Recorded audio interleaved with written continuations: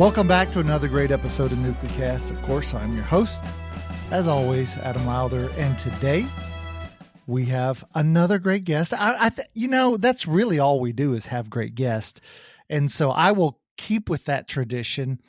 Today we bring to you Brigadier General Bill Murphy, who is the Special Assistant for NC3 Matters at U.S. Strategic Command, making a lot of important and useful decisions about NC3 Next, our future nuclear command, control, and communication systems.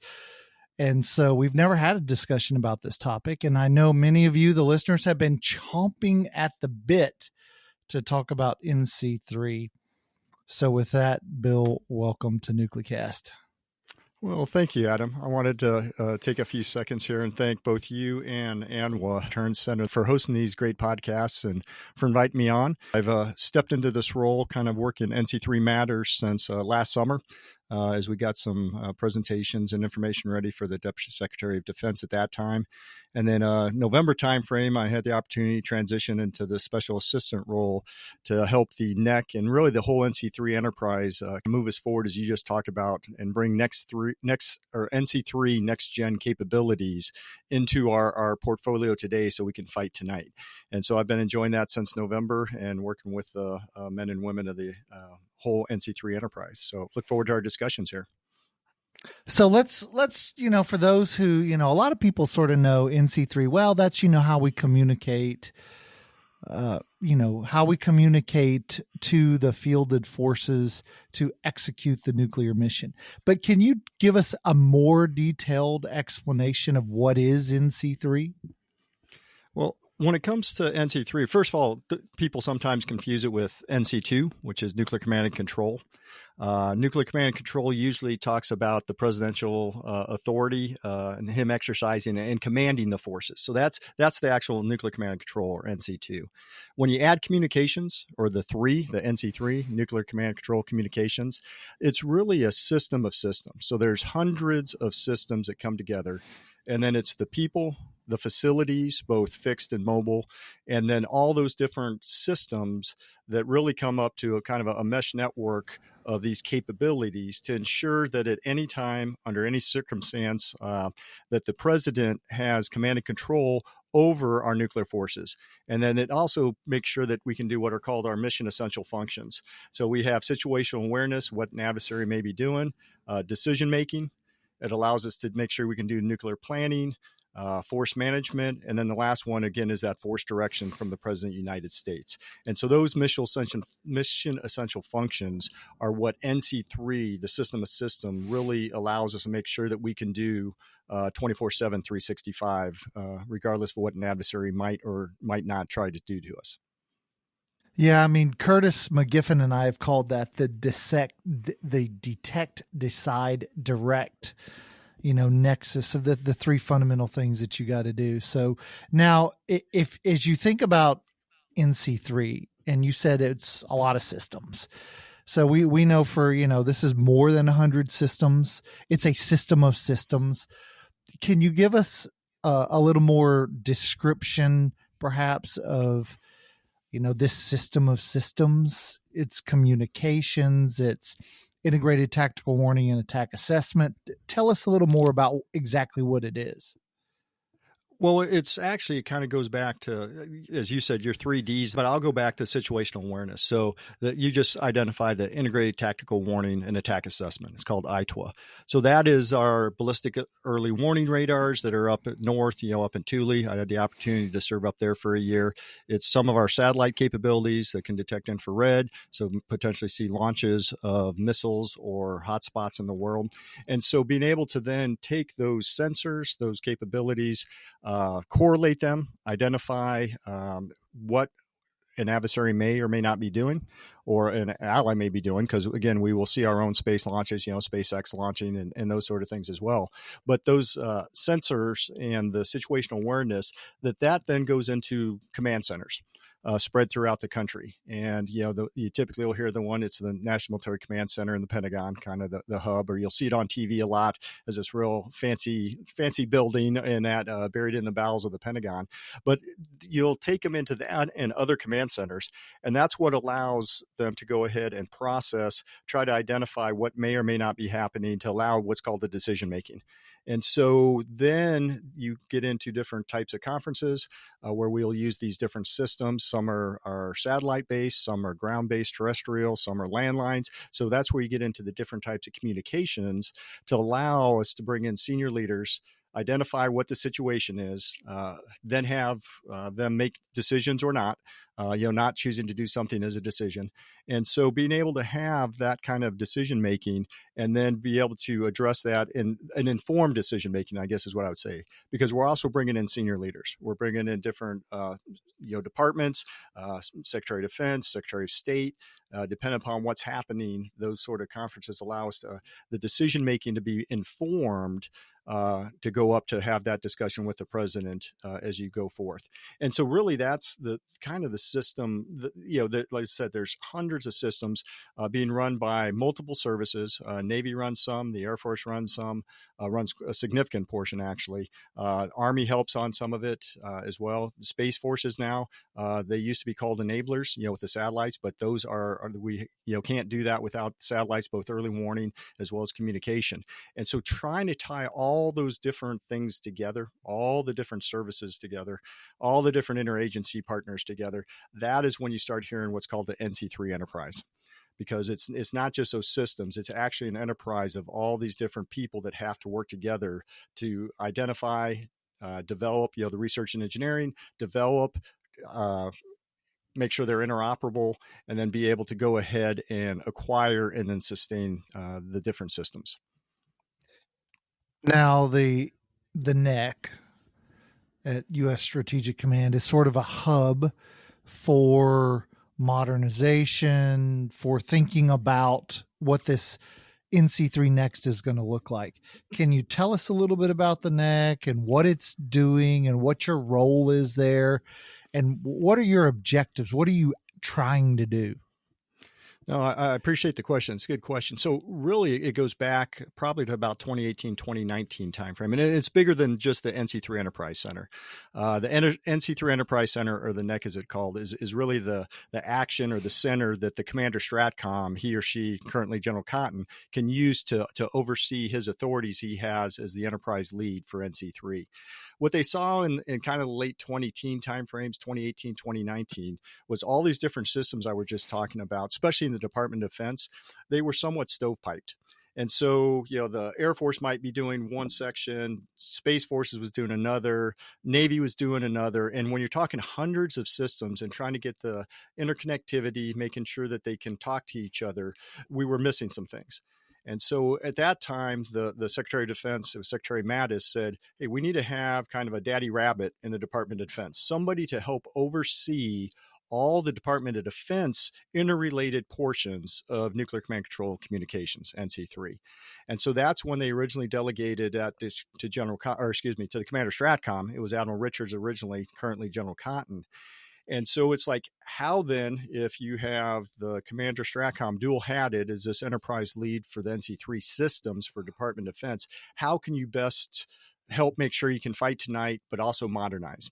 And so at that time, they stood up the NC3 Enterprise Center, I believe it was 2019, about 4 years ago or so, to go ahead and be that action arm for the Commander Stratcom to ensure that we can get to his next vision, NC3 Next, and bring those capabilities across.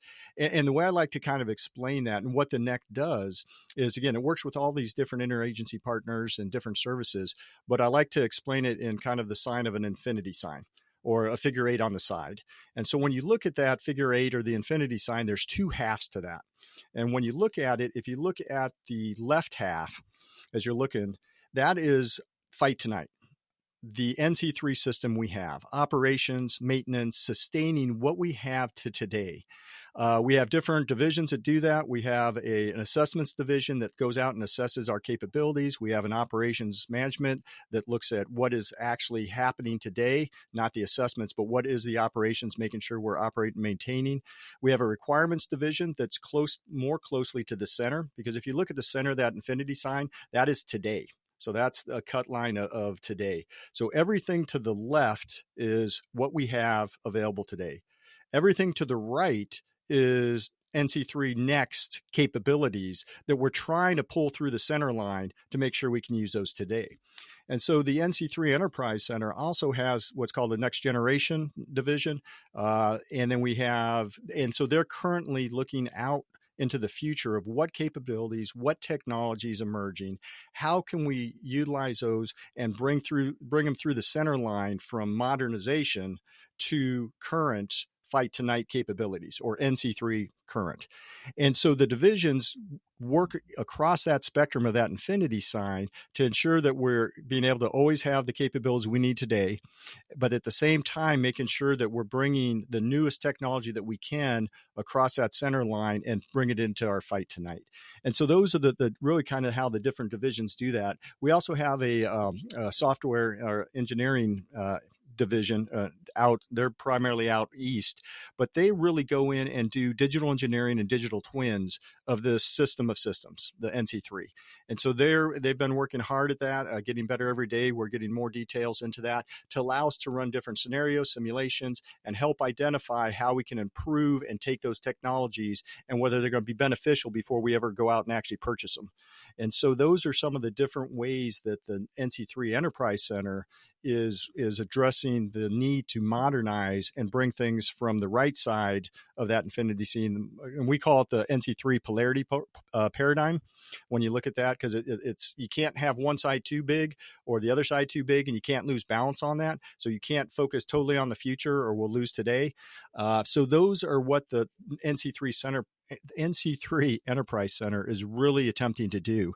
And then that's also both internal within the Department of Defense and then external as well. So they work with the Office Secretary of Defense, the Research and Engineering, kind of in the next generation area. We work with OSD A&S, acquisition sustainment, to make sure we can acquire and sustain the stuff we have today.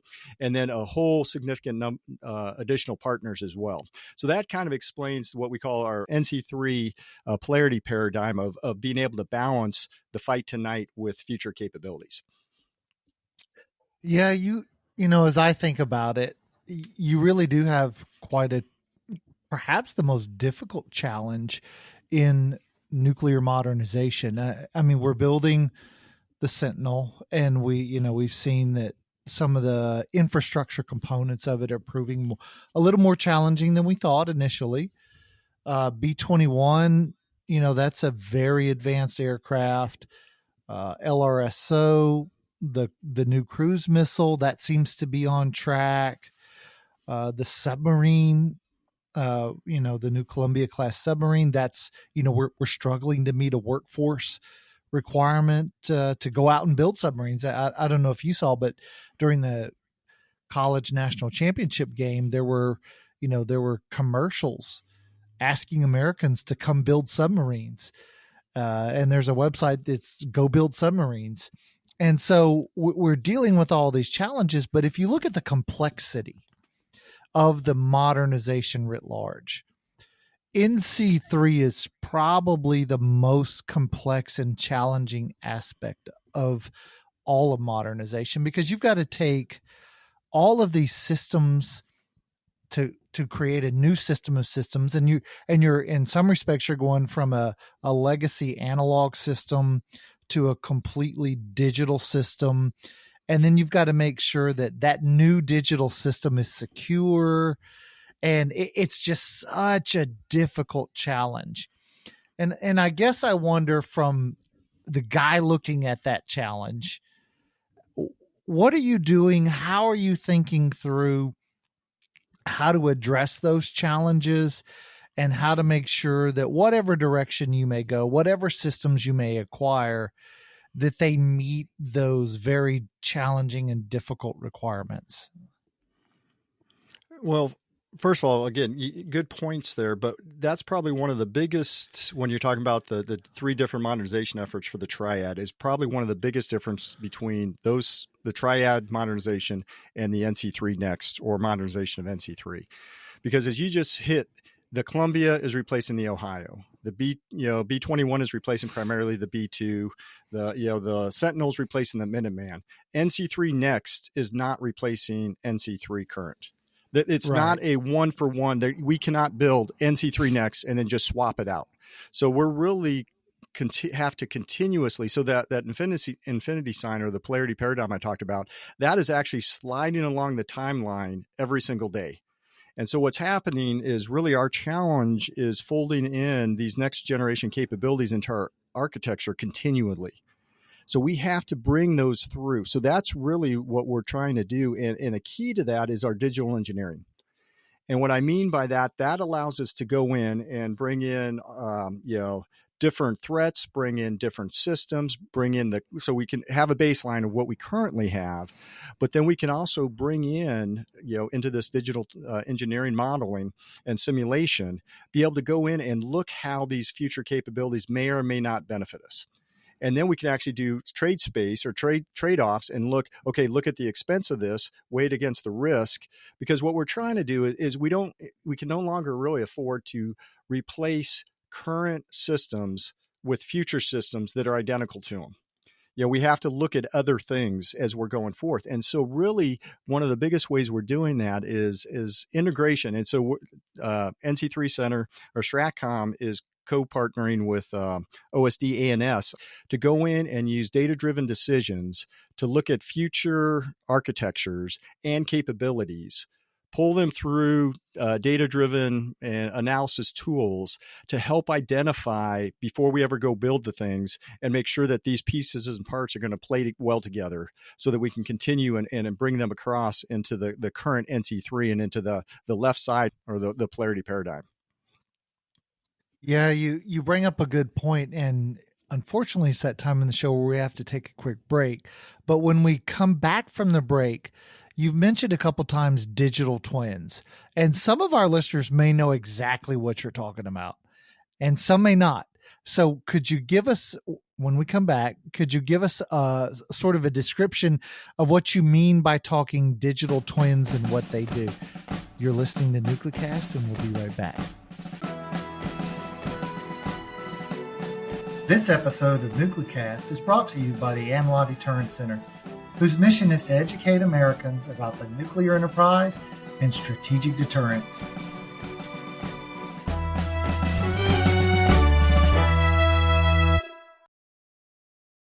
And we're back, and we're talking to Brigadier General Bill Murphy, who is the Special Assistant for NC3 at U.S. Strategic Command, and he's sitting in the chair for now as the acting director of the NC3 Enterprise Center, the NEC, as it's been called, or as it is called.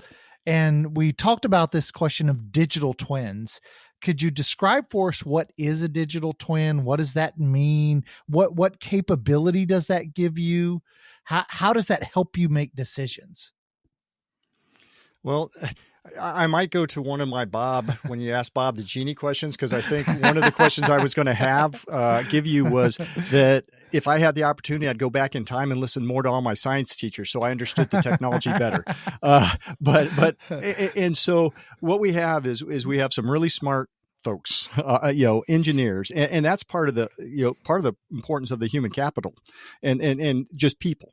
And making sure that we have the right people, because they are really the foundation of the NC3 Enterprise Center.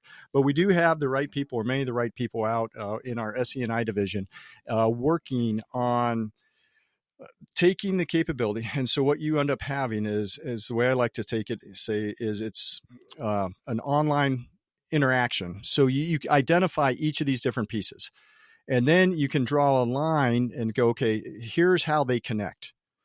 But then you look at the dependencies on those lines and how they might be cut, or how you can make them stronger. And so it's digitally modeling each of these different capabilities, and then using tools, and again, analytical models, and they'll come and they try to explain to me, but when they use the pictures, it's much better because they then can visually display what they're doing with all this math and science and stuff in the background. Some of the different ways we can maybe have additional resiliency or survivability or different capabilities without having to build it. Or actually go destroy things, because you can go ahead and remove pieces and parts from these models and show that if we were to lose this, or if this wasn't to be there, this either capability, this facility, and it allows you to show that, okay, the interconnectivity or the strength of the survivability and durability of NC3 writ large is either increased or decreased because of this.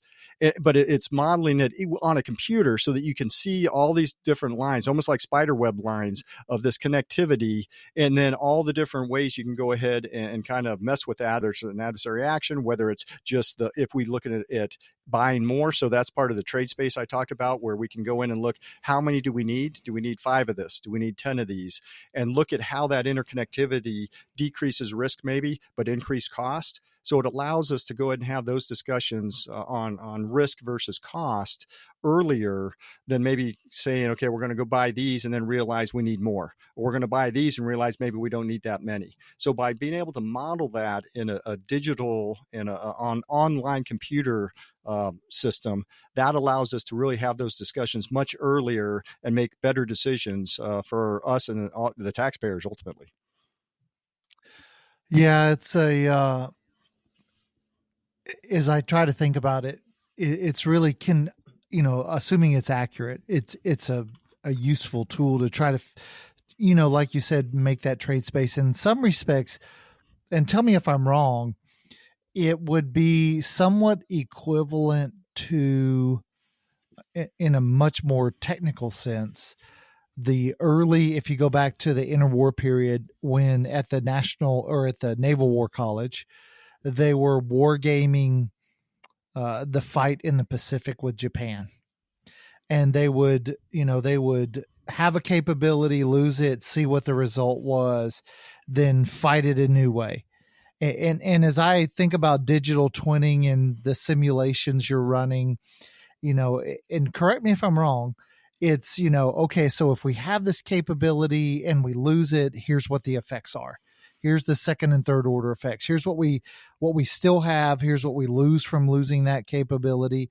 Is that sort of what you're talking about in terms of the way you're sort of modeling this and putting those digital twins into these simulations and testing them? Yeah, that's very similar but in this case, what they're actually being able to do, because all these different variables are being input, are exponential. And one of the examples they brought to me was probably in the neighborhood of, depending on how you would have run it, it would have been in the neighborhood of 12 million different variables or outcomes. You can't do that. You can't do that on a tabletop anymore. And so being able to put that into the system, you can run those and then take rough order magnitude and see that right off the bat, okay, this is not going to benefit us. So let's not bring that in. And so by using the computer, you can cut from the millions down to the hundreds of thousands, down to the thousands, down to the hundreds, and then literally down to tens of solutions or possible courses of action that you want to look at pursuing. The computer and those digital engineering and the modeling and simulation allowed you to run millions of combinations because of the exponential variables that are being input into this. And so again, I that's where I'm saying I wish I paid more attention to my science teacher, so I understood that as I was growing up. I was a communication major, didn't really do much in the science, but that's the way I've seen it, because again, it's millions of different variables, or not variables, outcomes, because of the exponential number of variables that they can put in. And so being able to look at that is what allows us to filter through, look at risk, look at, being able to identify capabilities, and really come up with much better solutions than if we were trying to do this manually, or what we kind of call TLAR, or that looks about right. This is not that looks about right. Now, again, one of the key points you did have, though, is the data going in has to be good. So that is what's been, and that's why it took a while for us to really spin up. We said we've been around for more than 4 years, but building the library of that sort of information. And one of our engineers, she'll talk about it was like building a kitchen. You had to build a kitchen, and then you had to add the ingredients. And but when you first build a kitchen, the first thing you're going to do, that first recipe, you got to go get the flour and the butter and the pots and the pans. And so we had to do all that, and they did a wonderful job, but it took a while. And then once you have some of the staples, every recipe you're going to do maybe has a little bit extra, so you have to go get the extra ingredients and bring it in. And so where we're at right now is I would say we have a really good fully stocked kitchen. We have all the staples that we need. And really what we're looking at doing is modifying the different recipes to be able to see, okay, is that really what we want to come out of the NC3 Enterprise in the future? And so that's what they're doing, is they're changing the recipes and, in the order of millions in the magnitude, because that's what the digital engineering and modeling and simulation allows us to do with today's type computers. So before we have Bob come out, as Bob always does, let me ask you one sort of question that's just percolating in my mind. And that is this idea of thin line and thick line. With the thick line being our pre-war NC3 system, and the thin line being, post-attack, what's still left. In NC3 next, as we modernize and build this new system, are we going to still think about it in terms of thick line and thin line, or is that a concept that goes away? And I won't necessarily really go into that, at least not on this line. But what I would talk about is we're looking at effectiveness versus survivability. And so what happens, and again, really, we're learning a lot of this, from Ukraine. There's some pretty good articles out there. There's one that, the Army put out in their military review here last summer, talking, the graveyards of command posts, a great article. But the effectiveness versus survivability. And what we mean by that, they talk about people, networks, command posts, the physical dimensions, because the bigger you get, the easier somebody can find you. So your survivability decreases, but your effectiveness increases. So really that scale, or the trade-off between those, is what we're looking at. And so really we're looking at is how do we ensure that we have survivable, and durable nuclear command control communications, regardless of what the adversary chooses to do to us. Because really what I want to be able to do is talk about, and this is where, when you look at how do we deter an adversary, if we go back to, I think it was Kissinger's, his equation, deterrence is your capability times your will times communicating it to your adversary, right? Well, when folks often talk about strategic deterrence, they talk about what? The triad. Right. That's normally. So you'll see people talk about the triad, and that's good. That's the offensive. So it's the triad is part of strategic deterrence. The thing that I like to say, though, is that's almost two-dimensional. It can fall over. It's not stable. And our adversaries know that. Not stable by itself. And so really we have the pyramid, four-sided. It's the pyramid of strategic deterrence, because that base, the foundation of strategic deterrence, is your NC3, because that's what connects our senior leaders and all three legs of the triad, and make sure our adversaries understand that we have the capability to execute any of those legs, and the president has, anytime, anywhere. And so it's really moving it from the strategic triad to the strategic pyramid, making sure you understand that NC3 is foundational to that deterrence. And in order to have a capable deterrent, it's got to be survivable. And so that is how we kind of go back and bring it back around. So again, I won't necessarily say thin line, thick line, but survivable and durable nuclear command control communications is a requirement to maintain strategic deterrence into the future. Now, of course, it is that time in the show, and it's the time I know you've been waiting for, where Bob the Genie comes out, and as I rub my magic lamp, Bob, of course, pops out, and he grants all guests 3 wishes, but they must be, in regard to what we've been talking about, and they cannot include world peace or infinite wishes or good looks or anything like that. So, General Murphy, what is your wish number 1? Well, probably number one would be help make sure that the American people better understand the importance of strategic deterrence. And I like to paraphrase, former Chairman Milley, back when he was the chief staff, and how he talked about how deterrence is much less expensive than fighting a war. Well, as we're seeing over in CENTCOM and over in Ukraine, that when you fight a war, we lose our national treasure. And I'm not talking just money. I'm talking our young, men and women of this great country. So deterrence, making sure that the American people understand that we need to deter our adversaries, because if deterrence fails, that means we will be fighting. And in fighting, that means we'll be losing our national treasure. And so I think that would be my number one, is help them understand that and support the need for strategic deterrence. Yeah, that's a good wish. That's a good wish. And when you mentioned General Milley and his comments when he was before Congress, testifying on why does the nuclear arsenal matter to the United States Army, it's one of the greatest comments that I think any soldier has ever made.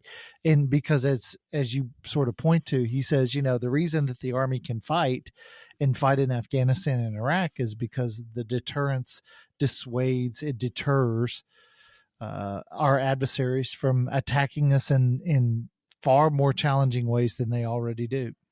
And that was him speaking as a chief of staff of the Army, even before he became chairman. So, exactly. It was a great quote. Okay. So we radically agree on that. Okay. So how about number two? What is wish number two? Number two is, it goes back to, I guess, the infinity sign or the NC3 polarity paradigm. And to me, I would want kind of any person or those that are talking and discussing NC3 or NC3 Next, make sure that they understand that NC3 Next is a journey and not a destination. And so that goes back to the fact that we're not going to just build NC3 Next and replace it. But there's a lot of people that I'm trying to help educate them on that we're moving along the timeline and we're pulling the next generation capabilities into current capabilities. But really, it's just making sure they know that NC3 Next is a journey and not a destination. Okay, that's a good one. I mean, it's a challenging journey. It's not an easy journey. So that's a good wish number two. How about wish number three? Probably the fact that I've been able to step in and really work with the men and women of the NC3 Enterprise Center and the nuclear or the NC3 Enterprise writ large here. I just wish everyone out there could see the wonderful work that all the dedicated men and women of the NC3 Enterprise Center and then the Enterprise have accomplished over these past several years. There's so much they've done and that they're doing every day that ensures, our nation, and the nuclear deterrent pyramid is so strong that our adversaries never going to doubt our capabilities. Now, much of their work's classified, but by taking opportunities like this, I think we can help go ahead and sing some of that praise to these fine patriots and let folks know that. Now, I got to be honest with you. I agree with you that the NEC folks are great. I know the NEC folks, and they're a bunch of good people.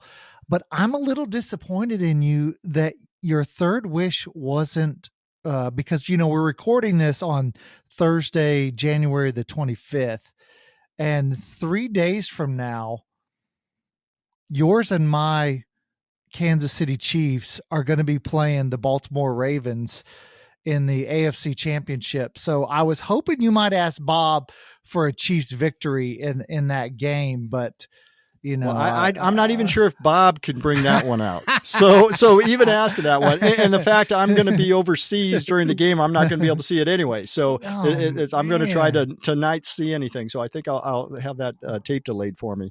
But no, I think my three wishes were a little bit better than that wish there. So I think yours is more a dream than a wish there, Adam. So.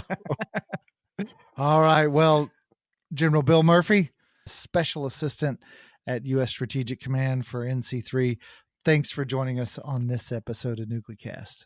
Well, Adam, again, I just want to take a quick moment. Thank you and everybody at ANWA. And really, I want to make sure I thank Kimberly, who's going to be behind the scenes and taking our recording and hopefully make us both sound better than we actually are. So thanks to you and Kimberly for running this show and having us on. And I look forward to talking with you more in the future. And thanks to you, the listeners, for joining us on this episode of NucleCast. And we will see you next time. Well, it was great to talk to Bill. He's a personal friend. And of course, by the time he listens to this, it's going to clearly be public that he got a second star. So congratulations, Bill. It was great to talk about NC3 because, this is probably the most difficult aspect of our nuclear modernization. So hearing from him as the NEC director, the interim special advisor on NC3. I think that's the title. I got to make sure I get it right. But it was good to hear from him, and good to hear about NC3. This has been a production of the ANWA Deterrence Center, a 501c3 that seeks to educate key decision makers, stakeholders, and the public to ensure a broader understanding of the nation's strategic nuclear deterrent. Our executive producer is Kimberly Charrington, and this episode has been engineered and mixed by David Krunthal. Help us grow our followers by sharing it and follow the show on LinkedIn, Facebook, and Twitter at NucleCast.